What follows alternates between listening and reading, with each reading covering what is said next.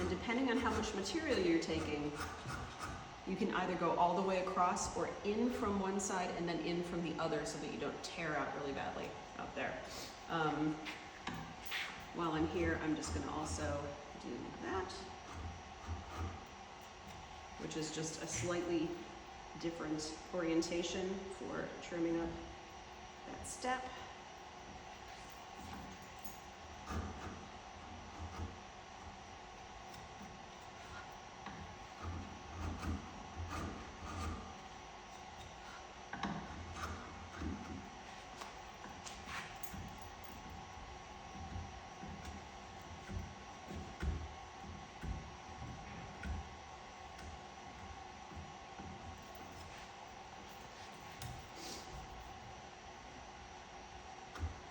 Why does your back hurt, Sarah?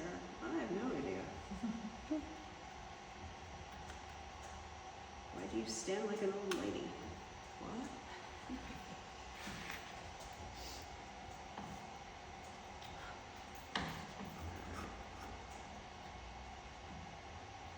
So I'm being very careful. You'll notice that I'm actually angling my chisel so that I'm not touching the outside edge of the shoulder while I do this.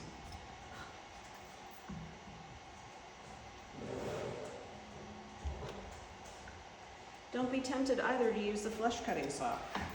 The flesh cutting saw leaves behind a bunch of marks, whether or not it wants to or not. So if you're like, but that saw says it has this one job, guess what? That one job, very difficult.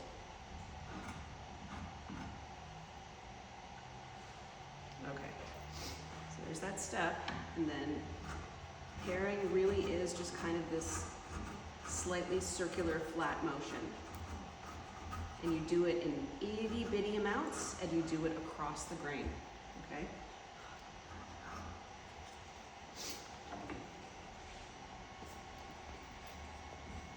Not quite yet.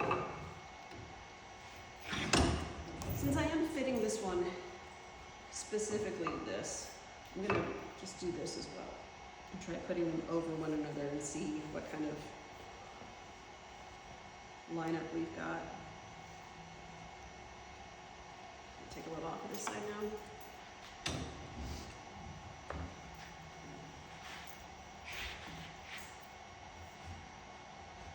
And it's okay if you take material off, like working from the end back, as long as you're doing it consistently and you're ending up with something that's parallel to the outside face, that's not a big deal. So don't be greedy, take your time, and double check. Watch, I can double check really easily just by putting my combo square down on one spot and sliding it across. I can hear it catch there, and I have a gap in the front. See what I mean? In fact, it's even left a little mark for me to say, oh, there's too much material there. Given that this one was cut with the table saw on this side, I'm inclined to say that that sled may be slightly canted. So that's easy enough to fix, though. We just gotta kind of deal with the adjusting it within its slot.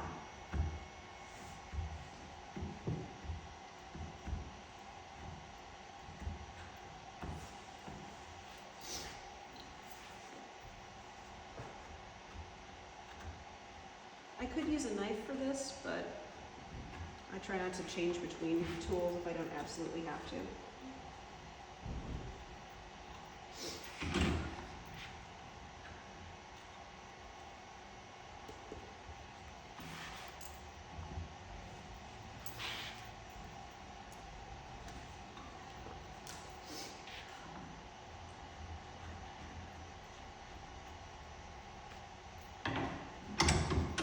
So I haven't fitted my ends yet at all, but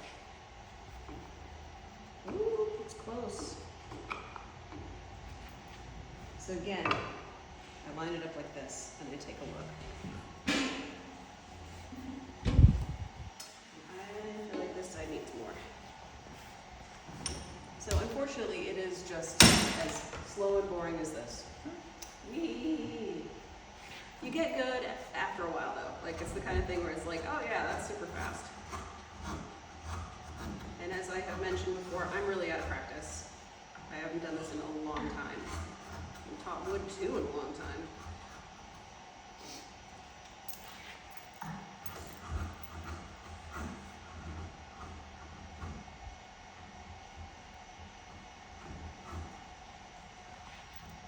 And if it takes me this long, how long do you think it's going to take you? Genuinely. Like, you need to have these samples done.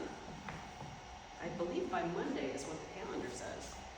So, that's a thing.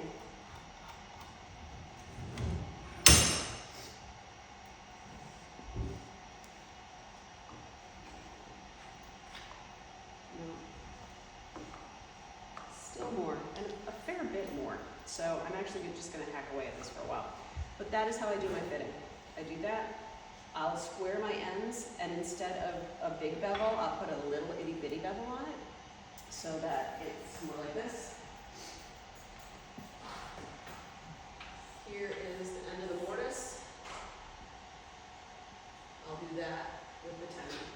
And I'll make sure that there's still room at the edges there so that I can either shift it from one end to the other